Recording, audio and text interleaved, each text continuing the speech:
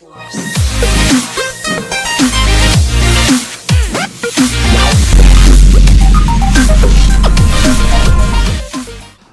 and gentlemen, welcome back to more WWE Smackdown vs. Raw 2007. General Manager Mo, my name is BrendenPlayz, and we are 1 week away from Taboo Tuesday and a couple of weeks away from Survivor Series.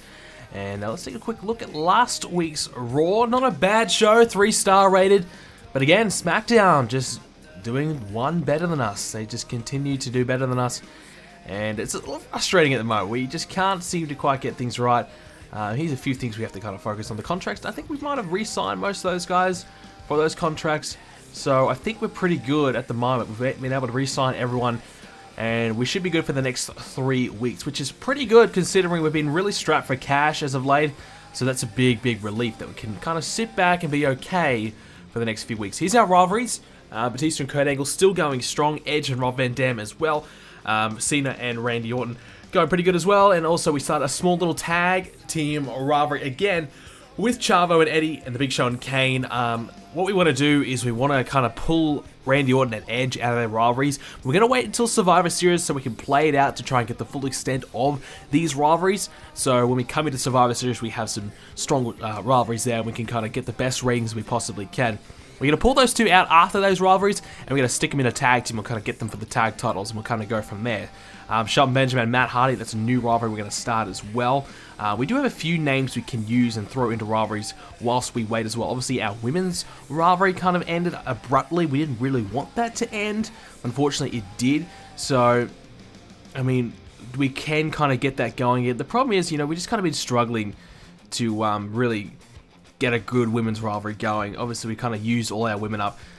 So we might just do a 4-way rivalry. We'll try and do that for as long as we can. Something a little different there. Give it a bit of a storyline. What can we really do? Injury revenge. Yeah, that'll work. So that'll be 3 stars, so that's okay.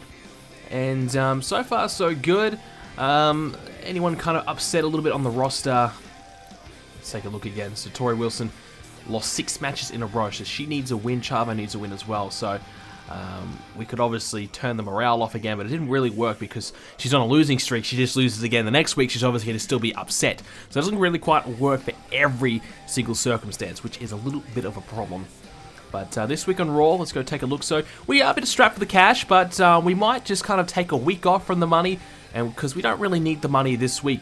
So we might take a week off to try and build someone up. So who are we really kind of working on at the moment? Probably like a Rob Van Dam or a Randy Orton is probably our good option. Shelton Benjamin we've kind of been working on lately as well. But we might try, well, we could also maybe look at some of our bottom tier names as well, try and get them up like a Hardcore Holly. But we might try and get Matt Hardy up. He's doing well, he's IC champion, but he needs a bit of more of a boost. So we'll try and get him going a bit as well. And I guess we could do an interference or a slander. We haven't kind of done one of these in a while, so we might do an interference. We'll let someone run interference.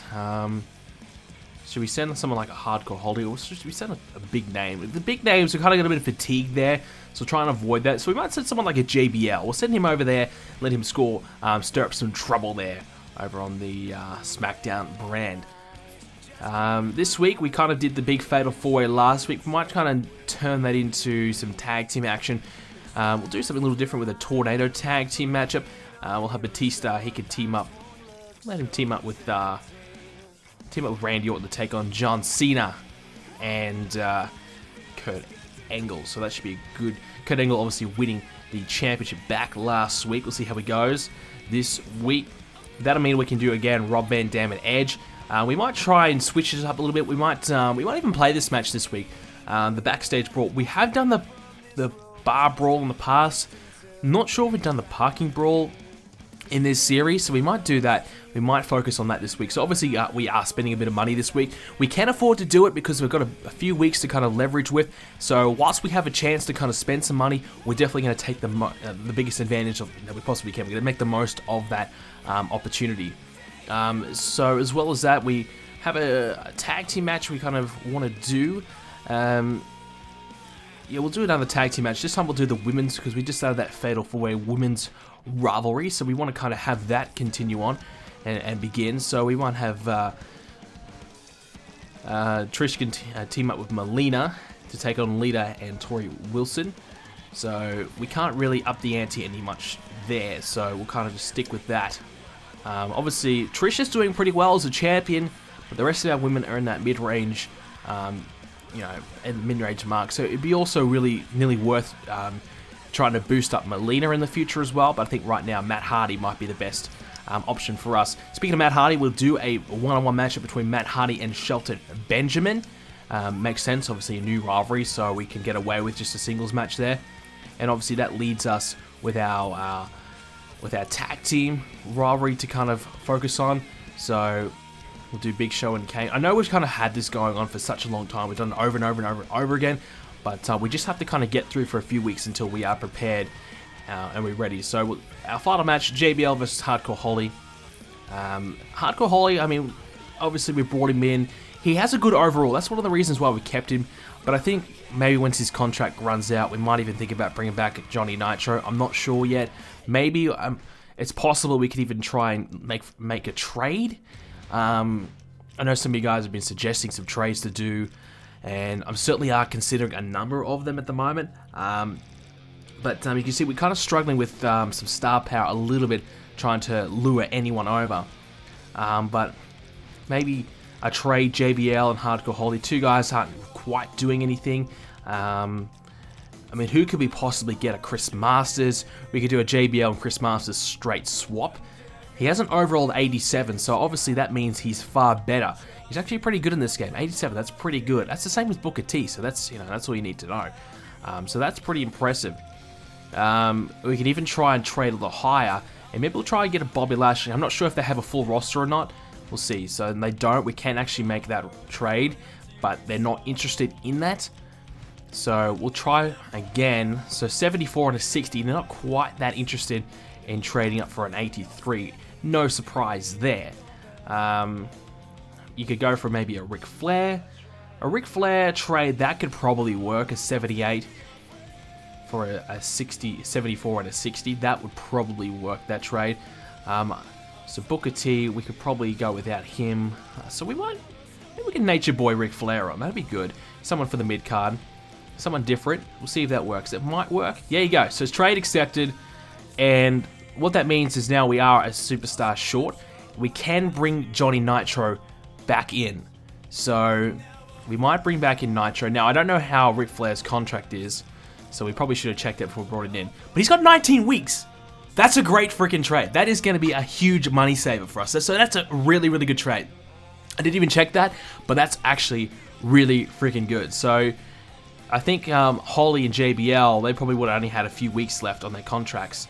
JBL 3 weeks, Hardcore Holly 4 weeks. So that's actually worked out really well for us. I know a lot of you guys are very critical about the Undertaker trade, losing all those weeks there, but hey, we've kind of worked it back a little bit with Ric Flair, so that's a really good trade. So that worked out pretty well for us.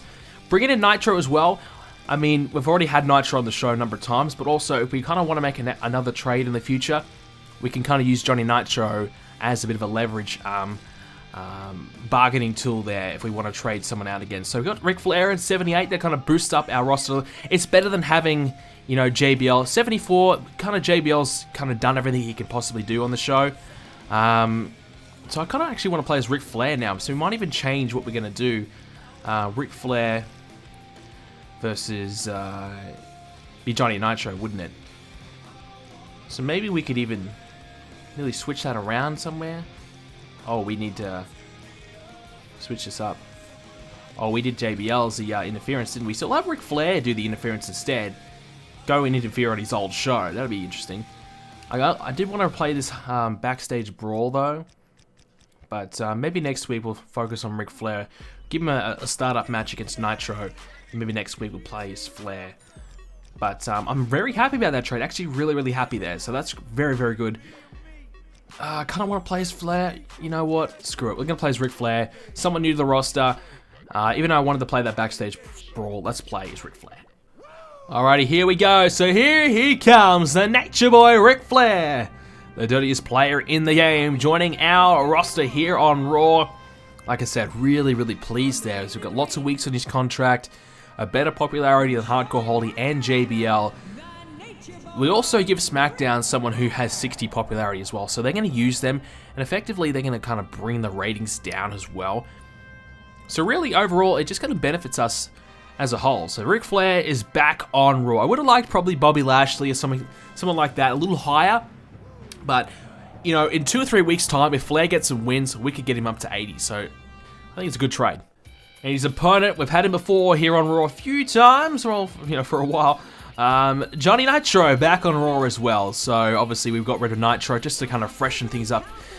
But Hardcore Holly, let's face it, we're at the stage of the game now where we can't really afford to invest too much time in someone with 60 popularity. It's going to take way too long to get him where we want him to be. But at a time we couldn't really afford Nitro, bringing him back. His contract a little bit too much for us, but we've got a bit of cash now. We're going to bring in Nitro. We're going to be broke next week, let's be honest. We're going to be broke next week, so double up with the advertising promos. But happy to have Nitro back. How long will he be on Raw for before we trade him out? I don't know, but it's good to have him here for now. So here we go, Nitro versus Ric Flair, the Nature Boy versus Johnny Nitro. So we'll see how Ric Flair goes in his first match here on Raw. Nitro in his return matchup. So Nitro actually was pretty good for a long period of time there. Obviously tag team champion with Joey Mercury. And, you know, he had a pretty good run, let's be honest. Nitro had a pretty good run. Also tried to get himself in contention for the IC title for a while there. Didn't quite work out, but, you know, Nitro did pretty good. So he hasn't exactly been an embarrassment or anything like that. Ric Flair styling and profiling right now hasn't been an embarrassment or anything like that. So he's certainly going to be a good member again of our roster. And like I said earlier, you know, potentially the option is there to trade him again. You know, let's say, you know, maybe Matt Hardy, you know, expires his use by day, or even like a Randy Orton or a Rob Van Dam. We want to kind of trade him out. We could use Johnny Nitro as a little bit of extra leverage if we wanted to try and get just a slightly bigger name. Certainly with a very small contract as well. It's certainly a good idea. You know, we could maybe lure back the Undertaker or something like that. But, you know, it's very exciting to have Ric Flair. It's always good to kind of bring in some different guys. That's something I've always wanted to do throughout GM mode. It's not kind of focus on the same roster, but if we can, as much as we possibly can, switch it up and kind of change the rosters around a bit. Ric Flair, count of 2! Nearly gets him. Switch the rosters up a bit and kind of keep things nice and fresh for you guys. Because obviously, you know, if I wasn't playing this on as a series, I would probably have kept, you know, a JBL or maybe, you know, kept some of the guys like an Undertaker for longer. You know, obviously I like the Undertaker. I would love to see him around. And, you know, I'd rather the Undertaker than Edge, quite honestly. But, you know, the option there to kind of keep things fresh, bring in someone different is, you know, what we want to do. So some different things that I would normally do if I wasn't playing as a series, but to try and, you know, make it as entertaining as I possibly can for you guys is the main goal. So spicing it up is what we've been trying to do whenever we possibly can. Ric Flair trying to hit that kick there to Nitro, who's continuously blocking it and countering it, not allowing it to happen. Nitro now coming along to Flair. A couple of shots there to Ric Flair. Ric Flair gets one back with his patented chop there to the chest. Nitro continuing on though. Ric Flair striking, trying to take down Nitro, but Flair kind of running out of gas a little bit here, the veteran. Now look out from behind. Ric Flair, oh! The chop block right in the back of the leg. And that is going to hurt Johnny Nitro, kind of keep him down out of action for a little bit of time. Flair now picks him up and turns him around for the neck breaker. Swings him around for that swinging neck breaker. Ric Flair taunting away a little bit here on Nitro, trying to catch him out. Didn't quite work out the way he would have wanted to. Oh, Flair now with a counter. Side headlock. He might just shrug Nitro away here. So like I said, you know, obviously kind of giving them lesser names, it's a bit of a tactic we can try and employ as much as we can. Obviously their popularity is much stronger than our roster, and that's been an issue for us. There's no doubt about that. It is certainly a big issue for us, but if we can continue to kind of lessen their roster in certain little different ways, you know, it's certainly going to benefit us in the long run. We kind of put Mercury over there, for example. You know, bringing Hardcore Holly over there is not going to help out much either. All right, at the moment, Ric Flair going for it. The figure 4 leg lock. It's locked in. Nitro, will he tap out? Ric Flair's got him right where he wants him. Ric Flair, no. Nitro's going to get out of it. But the damage may have been dealt here. Flair now, he's going to go for it again. No, Nitro countering. Flair can't quite get a hold of it. Nitro countering. So Flair missing out there on a chance to get the figure 4 in for the second time. Continue to wear down the legs of Johnny Nitro. Flair drops that elbow. Not on a jacket, but on an actual human being for once. And a rake of the eye there by Ric Flair. He's just bringing out all the dirty tricks now. Shot to the midsection now. Flair launching himself, but missing. Misfiring. Nitro not having any of it now. Flair trying to come back. Flair raking the back again. Flair again. Targeting the back of the leg. Trying to wear down the legs of Nitro. Trying to set up for that figure 4 when he has the opportunity. Flair again. Oh, still working down the leg. Now again. He's going to go for it. The figure 4 leg lock again. Flair. Can he get it in? Goes for it. And it's locked in. The figure 4. Flair's got it locked in. He thinks he might have him. Nitro's going to try to escape. But he will. But Flair now turns it into a cover. Has he got Nitro? Yes, he has. A huge win on his Raw return, Raw debut for the series. Ric Flair back on Raw. And Ric Flair gets the win here tonight. Beating Johnny Nitro. A big win for the Nature Boy. And a triumphant return for Ric Flair. Making Nitro not tap out, but certainly the figure 4 did the damage. In the end, he pinned him straight out the figure 4, and Ric Flair will have to be very ecstatic with that victory here tonight on Raw. So let's go ahead and take a look at the rest of the results here today on Raw. So we had Ric Flair with a win. Eddie Guerrero gets the win over the Big Show. Kane in his corner as well. Matt Hardy gets the win over Shelton Benjamin. Lita and Tori Wilson get the win over Trish Stratus, and Melina RVD wins the backstage brawl against Edge, Batista, and Randy Orton. An Evolution return, wasn't it? They get the win over Kurt Angle and John Cena. So, with the interference, how do we go? Yo! Raw gets the win! 60,000 viewer gain. That is the first time Raw ourselves have won in a long time. We won a pay-per-view, of course, but winning actually with Raw, that's been rare lately. So that's a big win for us. 60,000 viewer gain. That's exactly what we wanted. And wow, look at this. 4-star for the main event and 4.5-star for Edge and Rob Van Dam in the backstage brawl. So that was what really helped us get the win this week. Some of our other matches, not so great, but hey, a win is a win. And let's go check out SmackDown. So they had a couple of good matches there. 2 4-star matches and a 3.5-star. But at the end of the day, we got the win. Obviously, I think the interference probably helped us out a lot as well. But we got a win. That's very exciting. We've actually turned the corner a little bit this week. It's been a good week for us. So let's go check out the popularity improvements. Kurt Angle up to 98. Cena 94. Batista 92. Edge 91. Eddie Guerrero at 89. Van Dam's up to 85. I think he might have been 84, 83. Orton up to 82. He was, I think, 80. So that's good. Shelton Benjamin's dipped down a little bit. He also wants a title match. Matt Hardy up to 73, so that's a good gain for us there. Nitro's gone down a bit as well, so that's not exactly what we wanted. Melina not happy that she's losing. But at the end of the day, that's a pretty good week for us. And things are looking pretty good. A good roster change. The win in the ratings. Here is the ratings war. And you can see 400,000 viewer advantage we have right now. We need all of them at the moment. We are wanting to win this race. Things are getting close. Ladies and gentlemen, thank you again for joining us for another episode of GMO. If you enjoyed it, make sure you do leave a like on this episode. Let's try and get as many likes as we possibly can. So please do leave a like. Subscribe if you haven't already to see more GMO coming up very, very soon. And I'll see you all next video.